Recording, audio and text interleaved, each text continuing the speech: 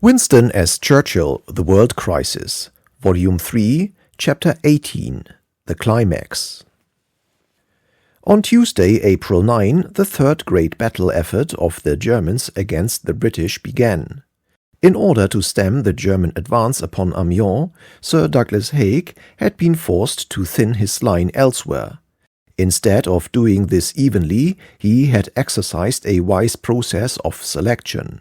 He held in strength the great central bastion from Arras to the La Bassée Canal at Givenchy.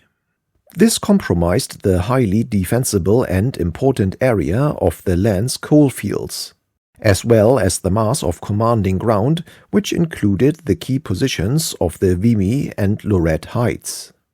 To the north of this, it was inevitable that the line should be dangerously weak.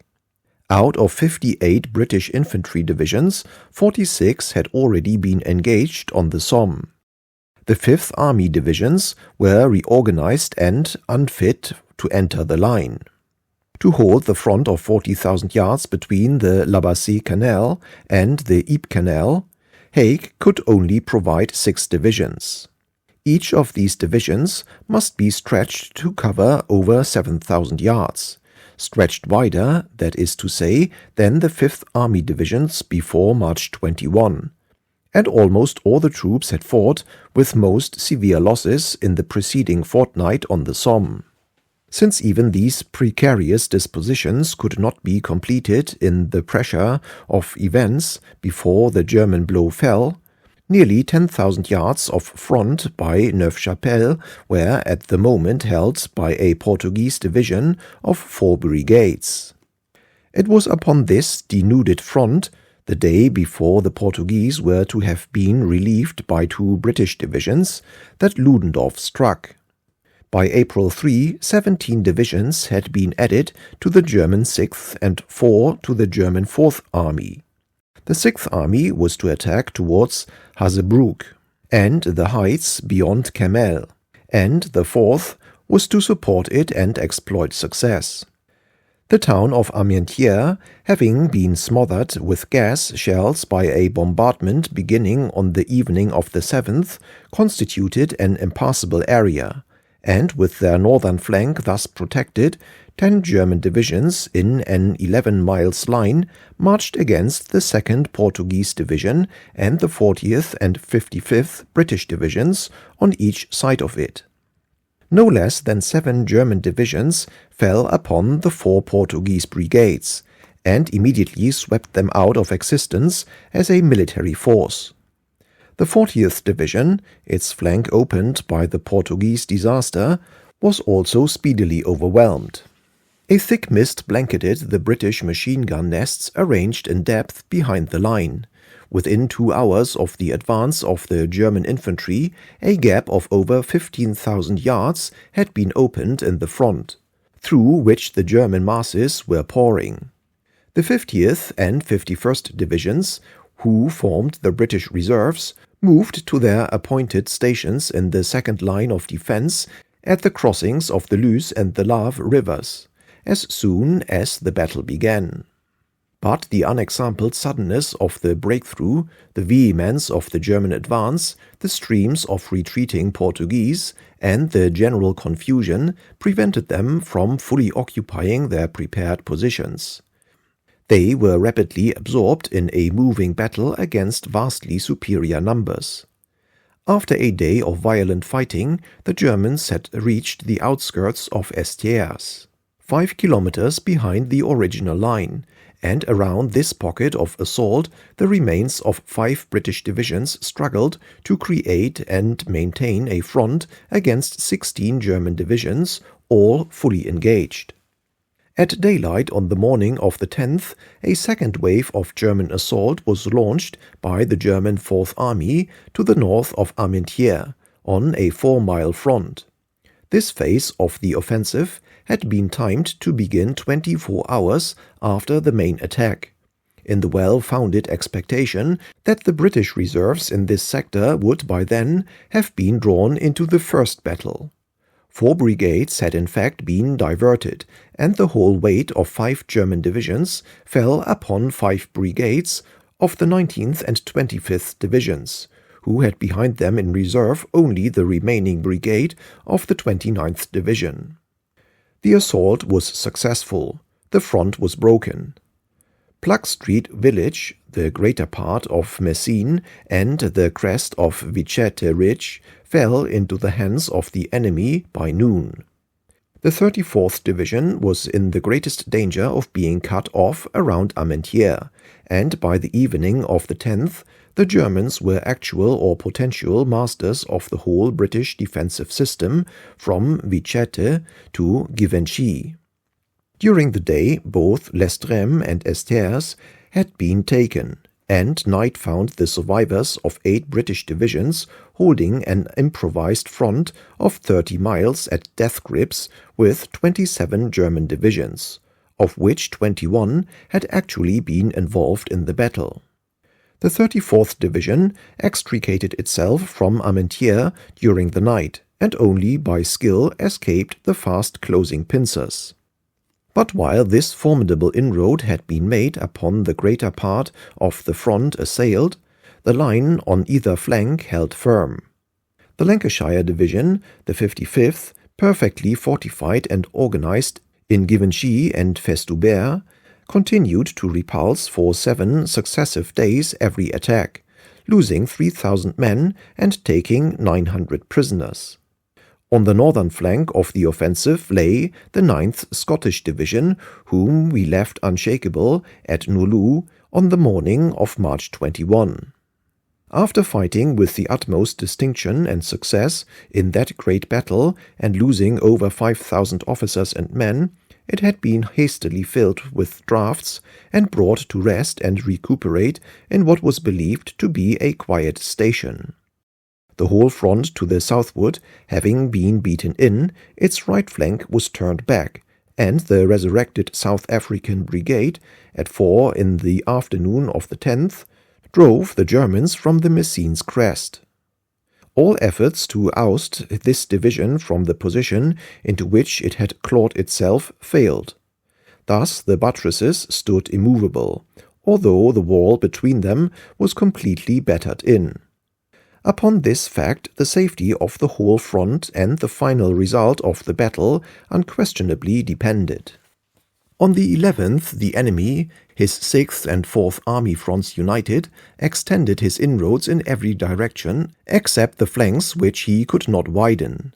Villages and townships, which had for more than 3 years been the home of the British armies, or whose names were associated with hard-won victories, fell into his hands. Merville, Nieppe, and the rest of Messines were lost. As his front extended, the enemy was able to deploy additional divisions and simultaneously to increase the weight of the attack and stretch the thin-drawn, fluctuating line of the defense. The 50th and 51st Divisions maintained during the whole of April 10 and 11 a desperate struggle with 7 or more German divisions along an oscillating but receding front of 20,000 yards. By the end of this day the German line formed a salient or bulge 15 kilometers deep and 64 wide in the original British positions. Meanwhile reinforcements were hurrying to the scene by march, bus and train. The rest of the 29th Division began to arrive on the northern front of attack, and the 4th, 5th, 31st, including the 4th Guards Brigade, 33rd, 61st and 1st Australian Divisions were all moving to the southern sector. Every yard of the ground was disputed, and in the close, fierce fighting, which never ceased night or day, the German losses, like their numbers, were at least double those of the British. Here at last, though perilous, agonizing and unrecognized, was the real battle of attrition. The initial success of the German thrust had exceeded Ludendorff's expectations, and during the first 48 hours of the battle he formed the resolve to extend the scale of the attack and strike with all his strength for the Channel ports. From April 12 onwards the German reserves were thrown profusely into the conflict, and both the German army commanders, Quast and 6th von Armin were encouraged to draw freely from the main concentrations in the north. Begun as a diversion to draw Allied reserves from the Amiens front, the Battle of the Luce had now become a primary operation. From the general, not less from the British point of view, April 12 is probably, after the Marne, the climax of the war. It looked as if the Germans had resolved to stake their fate and their regathered superiority on battering the life out of the British army.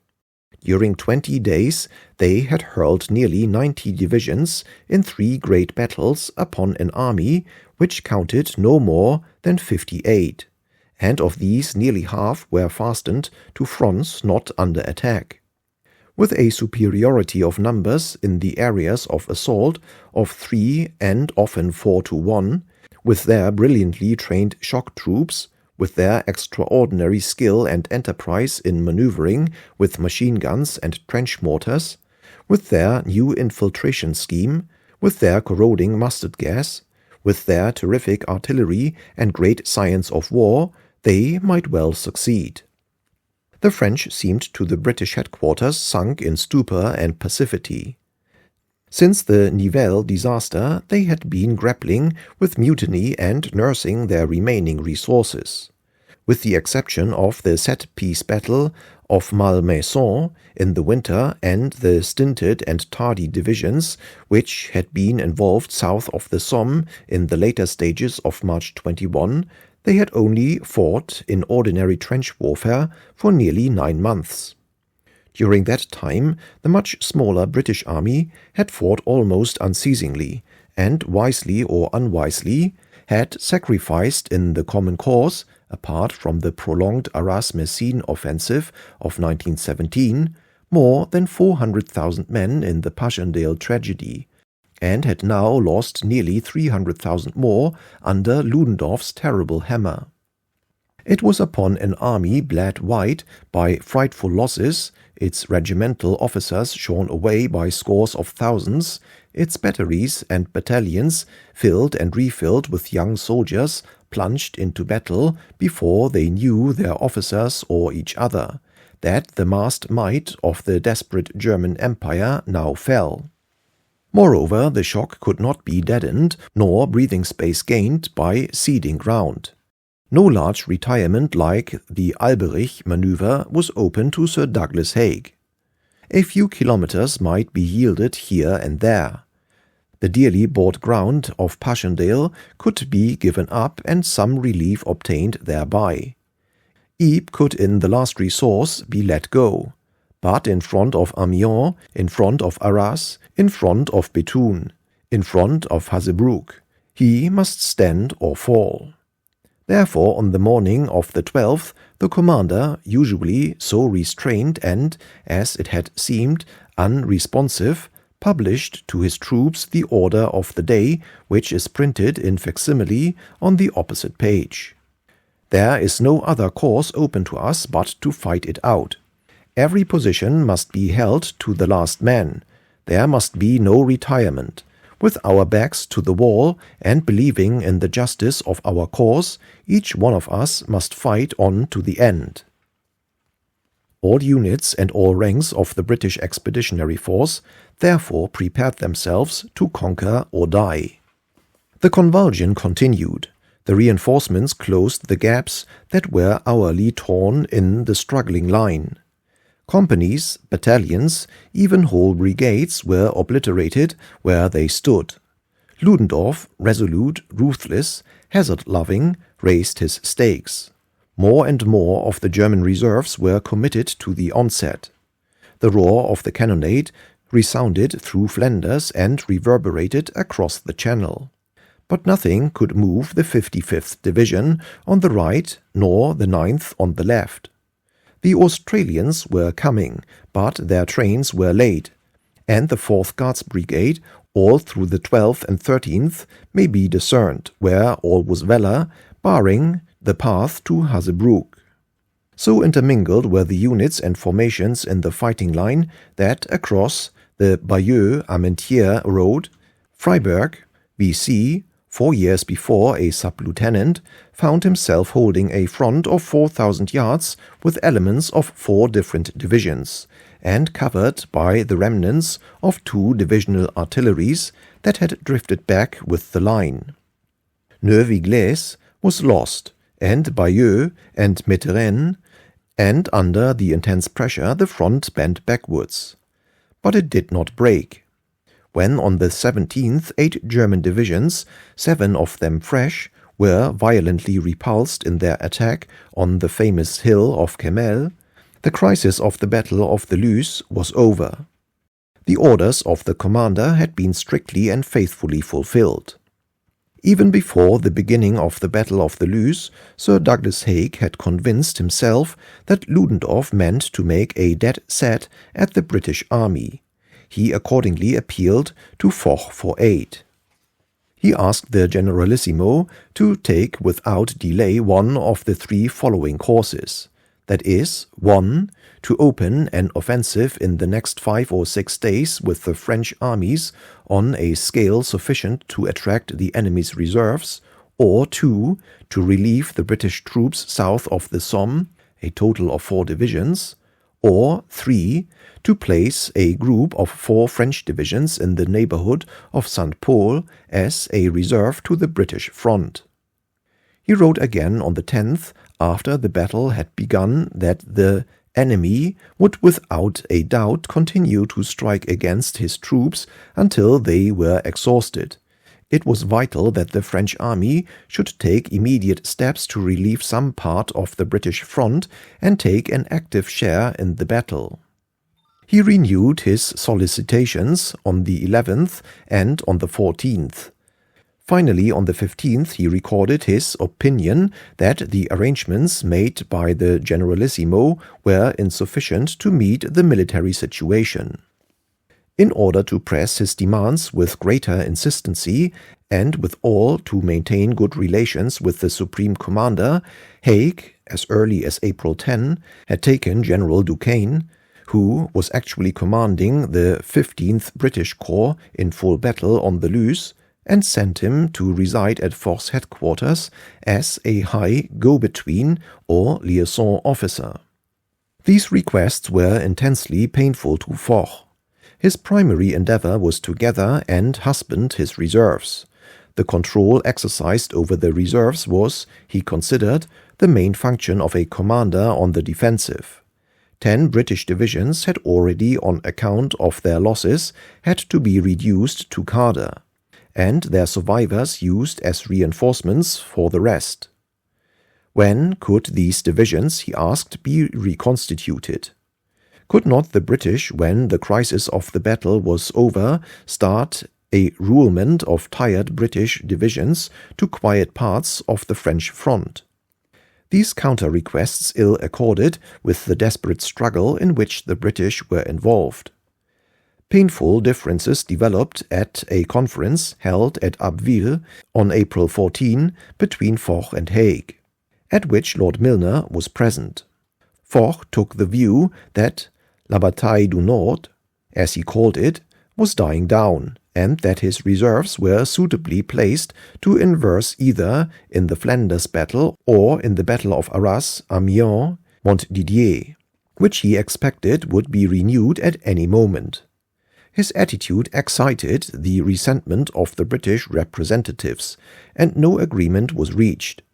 He had seen the 1st British Army Corps fight at Ypres in 1914, and the impression that British troops would stand any test if resolutely called upon was indelible. It was no doubt the duty of Foch to hoard his reserves and to extort the fullest effort from every part of the Allied armies, but he was at least premature in his judgment that the battle in the north was dying down, nor had he any right to count upon the intense resistance which was in the event forthcoming from the desperately pressed British troops. Foch's doctrine of never relieving troops during a battle may apply to a battle of 2 or 3 days, but struggles prolonged over weeks do not admit of such rules. Divisions after a certain point, if not relieved, simply disappear through slaughter and intermingling with the reinforcements who are sent to sustain them, and the individual survivors of many days of ceaseless peril, horror, and concussion become numb and lifeless, even though unscathed by steel. The British, government and headquarters alike, upon whose initiative Foch had just been raised to the supreme control, were already distrustful of the use he would make of his power. It must be conceded, however, that Foch was vindicated by the event, for the British armies weathered the storm practically unaided, and the German impulsion gradually died away. Slowly and reluctantly Foch was compelled to part with a small portion of his reserves, and on April 18 a detachment from the French Army of the North, DAN, consisting of 5 infantry and 3 cavalry divisions, was formed to take over the front Bayeux-Vicette. These troops, however, even after they arrived on the scene, only gradually came into the line. In the end, this French force was raised to 9 infantry divisions, but before then the crisis had passed. We must descend from the immortal events of the battlefield to the thread of personal narrative, which binds together this account. To many in the official circle, the series of great battles which had filled these weeks presented the impression of one long frenzy. Men bent to their daily tasks for comfort. But my work kept me so closely in touch with the army and its chief that I could not fail to comprehend to some extent the meaning and proportion of individual events. For all the criticisms I had made and all the convictions I held about the Somme and Passchendaele, my heart went out to the commander-in-chief as he bore the trial with superb and invincible determination. On the night of the 12th I telegraphed, "I cannot resist sending you a message of sympathy and sincere admiration for the magnificent defense which you are making day after day, and of profound confidence in the result." To which he replied, "Heartiest thanks for your friendly telegram. Army is in a most determined mood and good spirits. Your old division under Tudor has been doing wonders. Many thanks for the splendid assistance given by your department." Certainly everything in the munitions sphere was moving forward with smooth celerity. Our organization passed the guns, ammunition, tanks, and stores of all kinds to the Chief of the Artillery, General Birch, the Quartermaster General, General Travers Clark, the Tank Corps, and other authorities at headquarters, and I was myself in personal touch with each of them. Through the united effort of all engaged in the supply of the army, it can truthfully be said that they lacked nothing. Indeed, the incredible efforts of all classes serving under the ministry more than met the extraordinary strain. The faster material was lost, destroyed, or expended, the faster it was replaced, and the larger grew the surpluses in the workshops. In our main tank factory in Birmingham, the workers had achieved outputs in excess of all promises, and also of the immediate reception capacity of the tank headquarters. Seeing the precious weapons multiplying in the yards, the men began to ask questions, and on April 17 I telegraphed to Mr. Dudley Docker, "Express again to all hands my satisfaction at the admirable deliveries.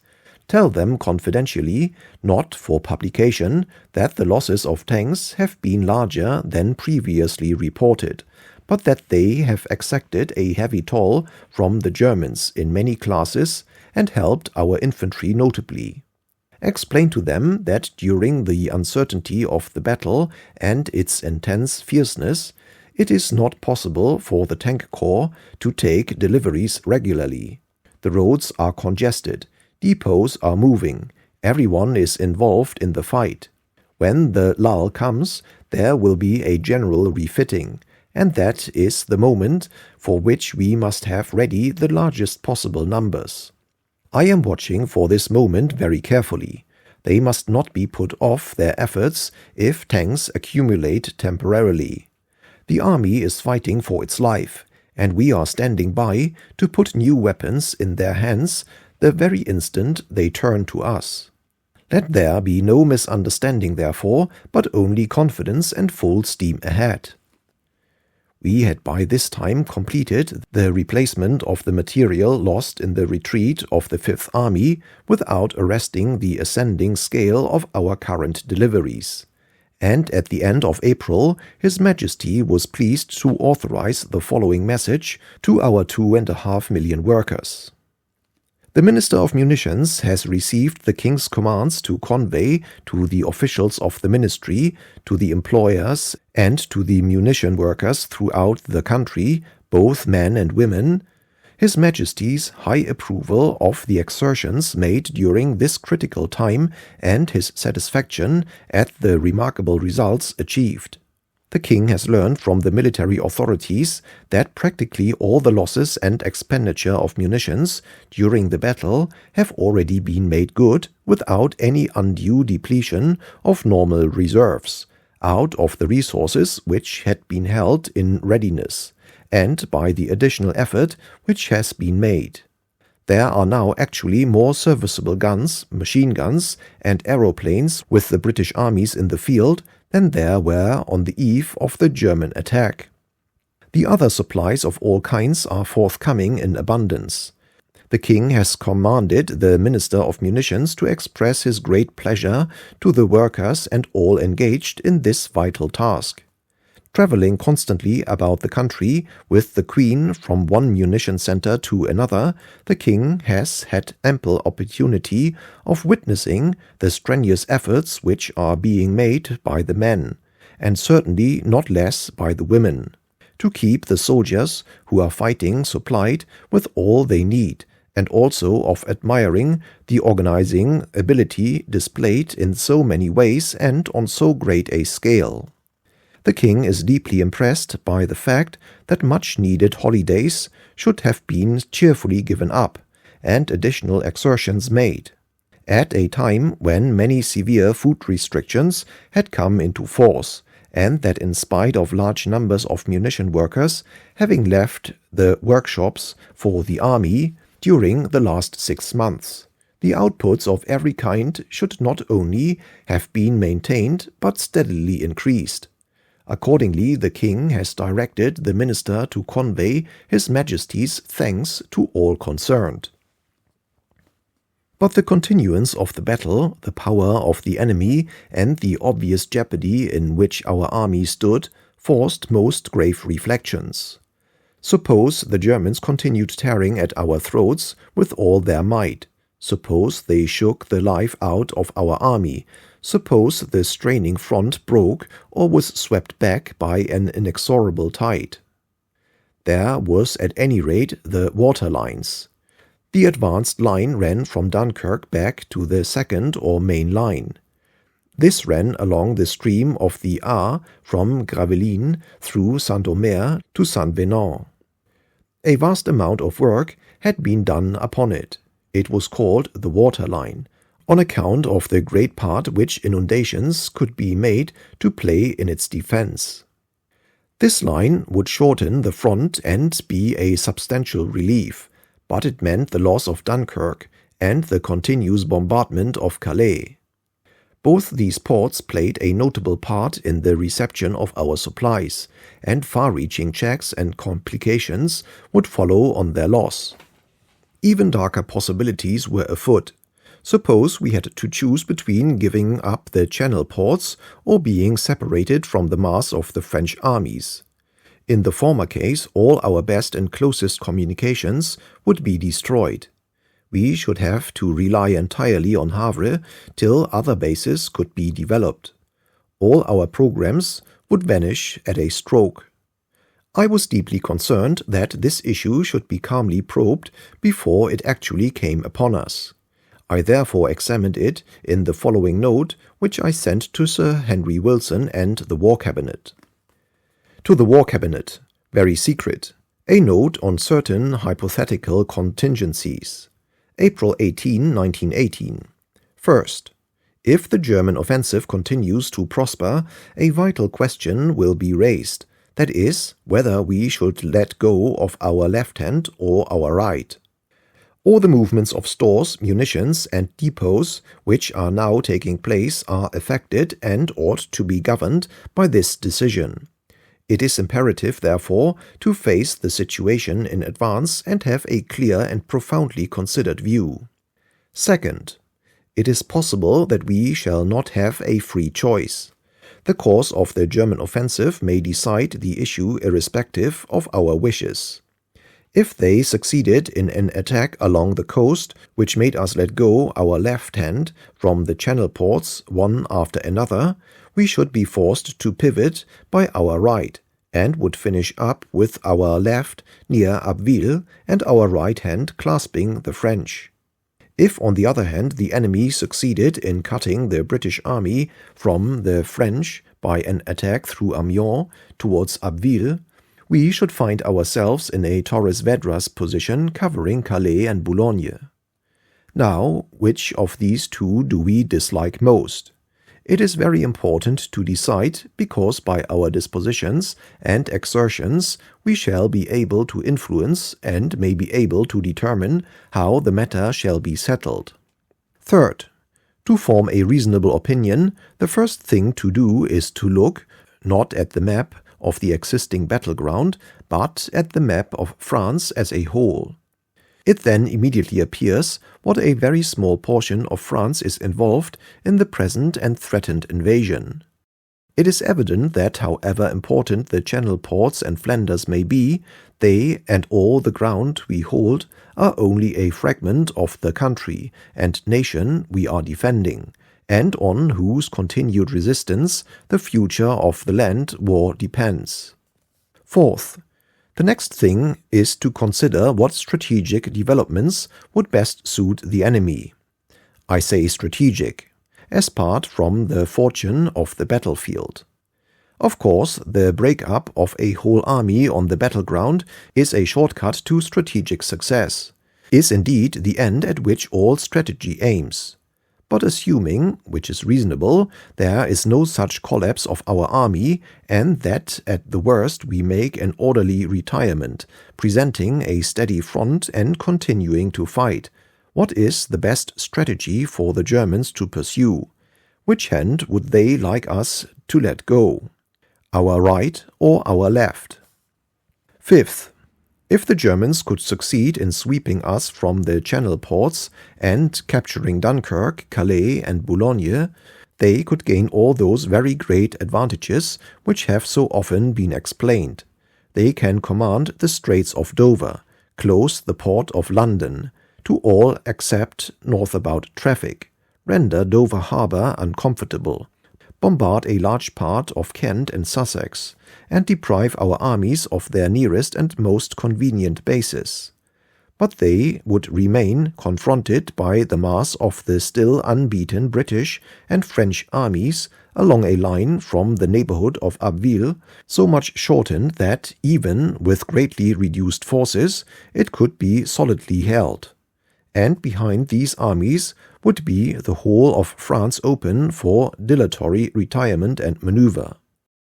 Until those armies were forced to lay down their arms, the land war would not be ended. If France wished to make peace, the facilities of retreat open to the British in several directions, to the sea or to the neutral territory, would afford bargaining power to make a military convention providing for the repatriation of that army, and France would be bound to insist on that, even at territorial loss to herself.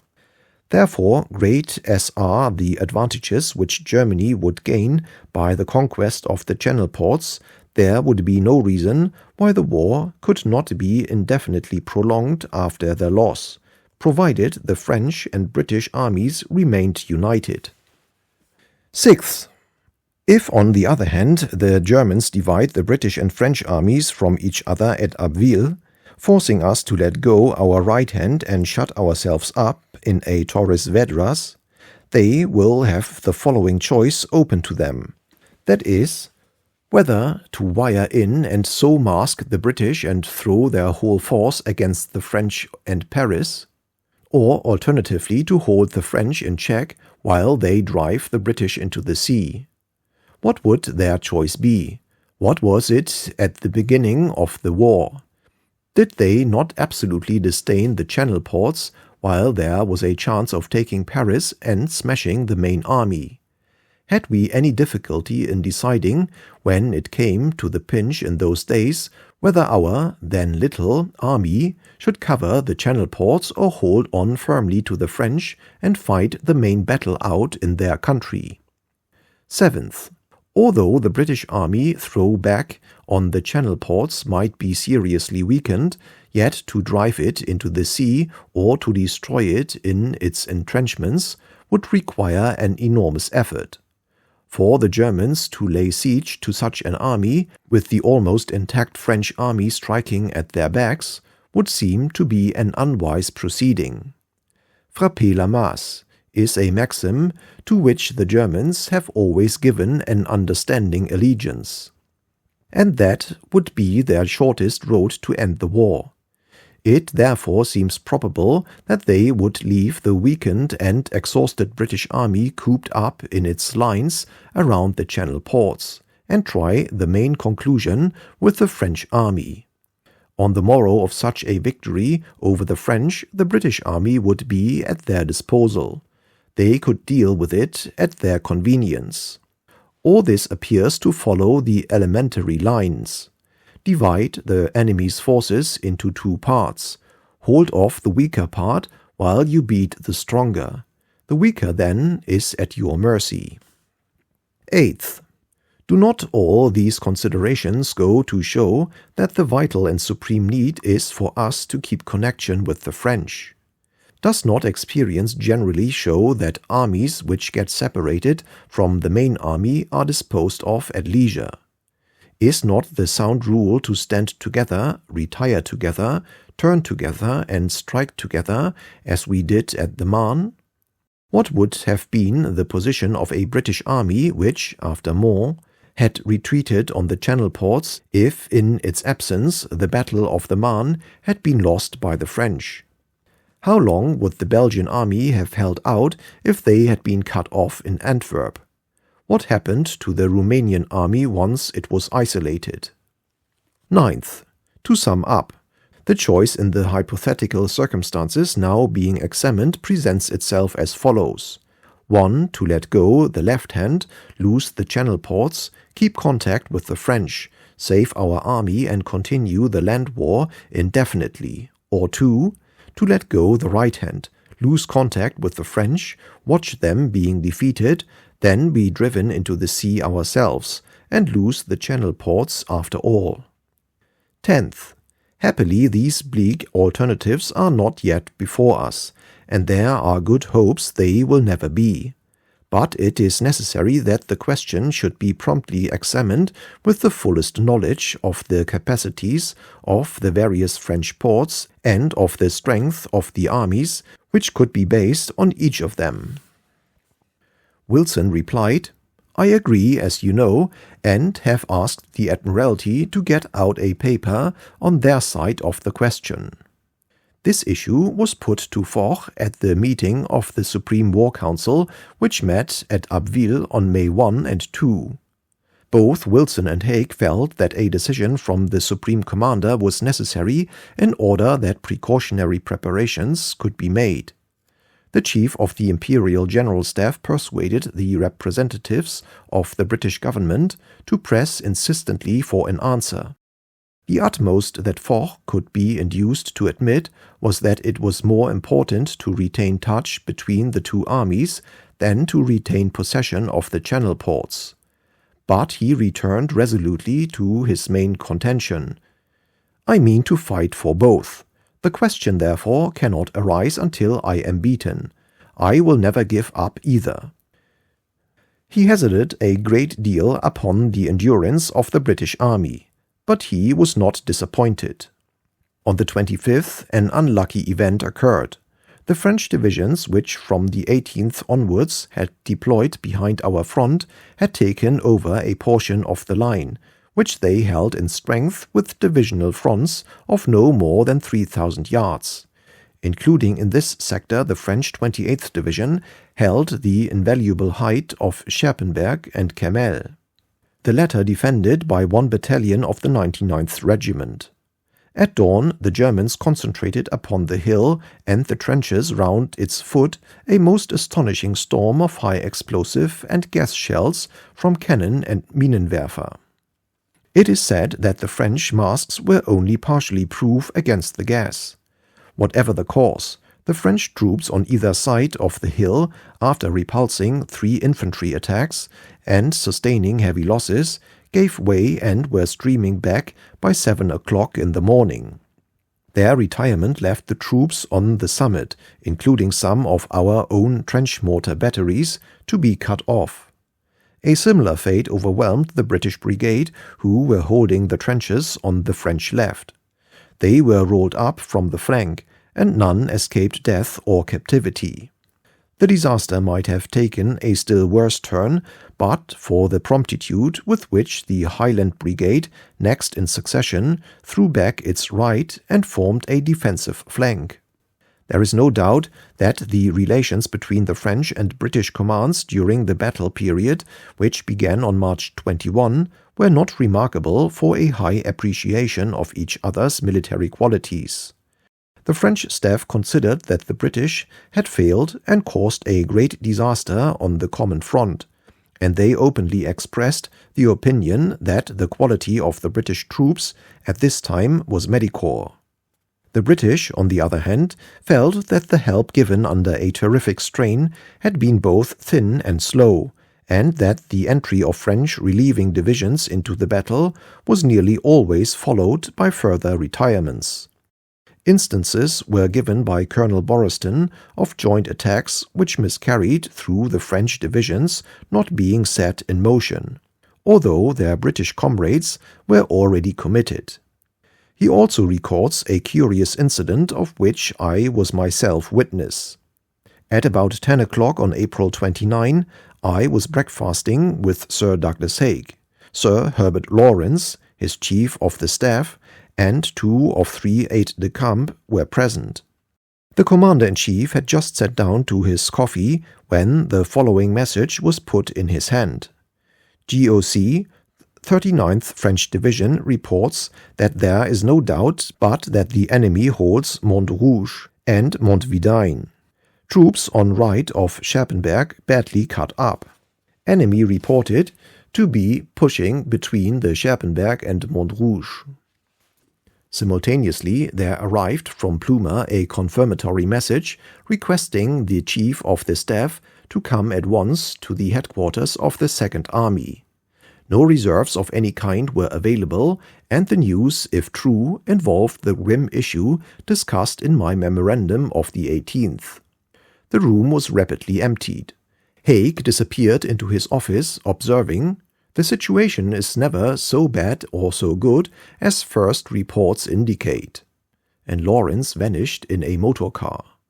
I thought I would go and see for myself what was happening, and accordingly I motored to the area of Sir Alexander Godley's corps, which was the nearest to the reported breakthrough. A violent cannonade loaded the air, but at the corps headquarters faces were beaming. The French commander had telephoned that it was all a mistake and that nothing of importance was occurring. Such accidents from time to time are inevitable. But this is an illustration of the tension under which both the French and British leaders were living in these very hard times. However, the worst was over for the British headquarters, though they did not know it, and the rest of the war, with all its slaughters and exertions, contained for them only hopes and triumphs. The capture of Mount Kemmel was the last effort of the Germans in this battle. It is astounding that after having gained so great a prize at so high a cost, they did not use it. The decision was Ludendorff's. The war diaries and archives of the German Fourth Army for the period of April 9 to 30 captured by the French, show that so far from urging the army staff to press on to victory, it was Ludendorff who suggested that they stand fast and prepare to meet a British counterstroke. In view of the solidarity of the defense, he wrote, it should be considered whether the attack should be interrupted or continued. To this, General von Lossberg, chief of the 4th Army Staff, replied that our troops encountered everywhere in the field of attack a very solid defense, well distributed in depth and particularly difficult to overcome on account of the numerous machine gun nests. With the forces at present at our disposal, the operation offers no chances of success.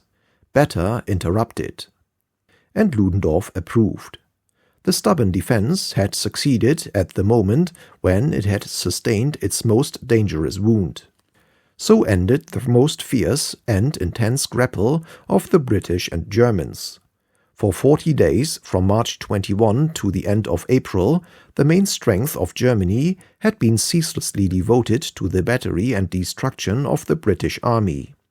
120 German divisions had repeatedly assaulted 58 British, piercing the front, gaining great successes, and capturing more than 1,000 cannon, and 70 or 80,000 prisoners. During these 40 days, the British army had lost in officers 2,161 killed, 8,619 wounded, and 4,023 missing or prisoners, and of other ranks, 25,967 killed, 172,719 wounded, and 89,380 missing or prisoners. A total loss of 14,803 officers and 288,066 men. Footnote. From The Military Effort, page 362. End of footnote. This was more than 1/4 of the whole number of British fighting troops under Sir Douglas Haig's command on March 21. But these terrible losses, concentrated in so short a period on a relatively small military organism, had not quenched its life force. No vital position had been wrested from its grip. No despondency had overwhelmed the troops or their leaders. The machine continued to function, and the men continued to fight. Doggedly and dauntlessly, they fought without a doubt that whatever their own fate, Britain would come victoriously through, as she had always done before. By their stubborn and skillful resistance at every point, by the numberless small parties fighting unchronicled till they were blotted out, the British inflicted upon the Germans losses even greater than those they themselves endured. Losses irreparable at this period in the war. Losses which broke the supreme German effort for victory at the outset, and rang the knell of doom in the ears of the overwrought German people. There fell of the Germans against the British in these same 40 days, 3,075 officers killed, 9,305 wounded, and 427 missing or prisoners, and 53,564 other ranks killed, 242,881 wounded, and 39,517 missing or prisoners. A total of 12,807 officers and 335,962 men. An advancing army always gathers the prisoners and missing on a scale far exceeding its retreating opponent. These cut-off units are the heavy price of retirement, and they are a permanent loss to the defenders. But if, under these reserves, the missing and prisoners are deducted from each side, the fact emerges that the British shot 308,825 Germans during these battles at a cost of 209,466, or briefly 3 Germans shot for every 2 British. It was now to be the turn of our ally. The flail under which we had suffered was soon to be uplifted against the French. If we had known beforehand what their ordeal was to be, we should have been thankful they had nursed and guarded their remaining strength to face it.